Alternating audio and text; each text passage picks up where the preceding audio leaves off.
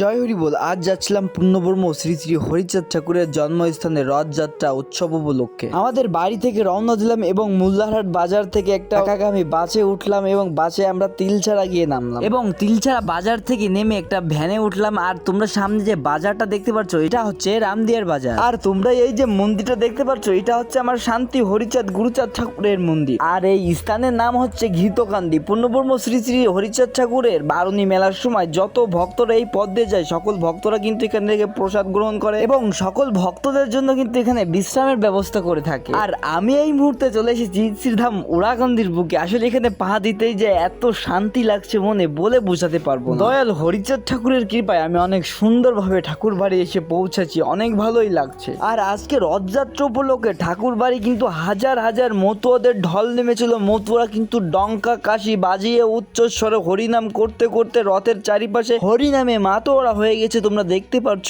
তবে অনেকেরই প্রশ্ন থাকতে পারে রথে কেন হরিচাঁদ ঠাকুর এবং শান্তি মাতা? তাদের উদ্দেশ্যে বলতে চাই, মতুয়া ভক্তদের বিশ্বাস এবং তাদের প্রধান ধর্মীয় গ্রন্থ শ্রী শ্রী হরিলীলামৃত অনুসারে শ্রী শ্রী হরিচাঁদ ঠাকুর হলেন মহাবিষ্ণুর পূর্ণ অবতার। সনাতন ধর্মে ভগবান শ্রীকৃষ্ণ বা জগন্নাথ দেবকে যেভাবে বিষ্ণু রূপে পূজা করা হয়, মতুয়ারা হরিচাঁদ ঠাকুরকেও একই পরমাত্মার রূপে মনে করে। তাই জগন্নাথ দেবের আরাধনা করা এবং হরিচাঁদ ঠাকুরের পূজা করার মধ্যে কোনো পার্থক্য দেখেন না। আমি শ্রীধাম ওরাকান্দিতে রথযাত্রায় আগের বছরও এসেছিলাম, তবে এত ভক্ত এসেছিল না, কিন্তু এবছর দেখো সব জায়গায় কিন্তু ঠাকুরের ভক্তরা পরিপূর্ণ হয়ে গেছে। আসলে এত ভক্তদের মাঝে আসতে পেরে নিজেকে অনেক ধন্য মনে করছি, কারণ কি সকাল থেকে প্রচুর পরিমাণের বৃষ্টি ছিল, সেই বৃষ্টির ভিতরেই ঠাকুর বাড়ি রওনা দিয়েছি। তবে ঠাকুরের ইচ্ছায় ভালোভাবে পৌঁছিয়েছিলাম। আর দেখো প্রচুর পরিমাণের ভক্ত, আসলে এত ভক্ত দেখে না আমার অনেক ভালো লাগছে। আর এটা হচ্ছে পূর্ণব্রহ্ম শ্রী শ্রী হরিচাঁদ ঠাকুরের মেইন মন্দির। আর তোমরা এটা দেখতে পাচ্ছ এটা হচ্ছে শ্রী শ্রী গুরুচাঁদ ঠাকুরের মন্দির, যেখানে বসে আছে গুরুচাঁদ ঠাকুর এবং মাতা সত্যভামা। আর দেখো সকল ভক্তরা কিন্তু চারিপাশে ডাঙ্কা জাহাজ বাজিয়ে হরিনাম করছে।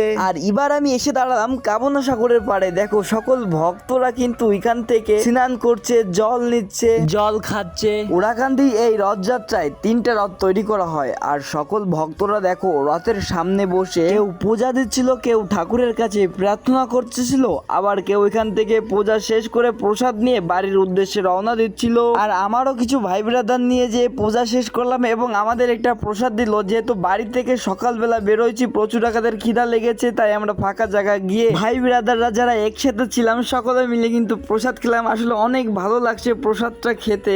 আর তোমরা সামনে দেখতে পাচ্ছ আনন্দবাজার। আসলে আনন্দবাজারে কিন্তু প্রচুর পরিমাণের ভিড় ছিল। এই রথযাত্রা উপলক্ষে ঠাকুর বাড়ি যত ভক্তরা এসেছিল সকল ভক্তদের জন্য কিন্তু প্রসাদের ব্যবস্থা করেছিল। আর দেখো সকল ভক্তরা কিন্তু এখান থেকে প্রসাদ গ্রহণ করছে। আর আমার সাথে হঠাৎ কার দেখা হলো, তোমরা যদি কেউ চিনে থাকো তাকে, তাহলে অবশ্যই একটু কমেন্ট করে যেও। আসলে আমি নামটা বলবো না, দেখবো তোমরা কে কে চিনো তাকে। তোমরা দেখো রথযাত্রা উপলক্ষে কিন্তু ঠাকুর বাড়ি অনেক বড় একটা মেলা মিলেছে। আসলে তেমন কোনো কিছু কেনাকাটা ছিল না, তাই তেমন একটা ভিডিও করি নাই। আর যেহেতু এখন বিকাল হয়ে গিয়েছে, তাই আমাকে এখন বাড়ির উদ্দেশ্যে রওনা দিতে হবে। তবে তোমাদের কাছে বলতে চাই, যদি ভিডিওটা ভালো লাগে তাহলে অবশ্যই আমার পেজটিকে ফলো দিবে এবং লাইক কমেন্ট করে ভিডিওটা অবশ্যই শেয়ার করবে। আর যদি কেউ ইউটিউব থেকে দেখো তাহলে অবশ্যই চ্যানেলটা সাবস্ক্রাইব করবে।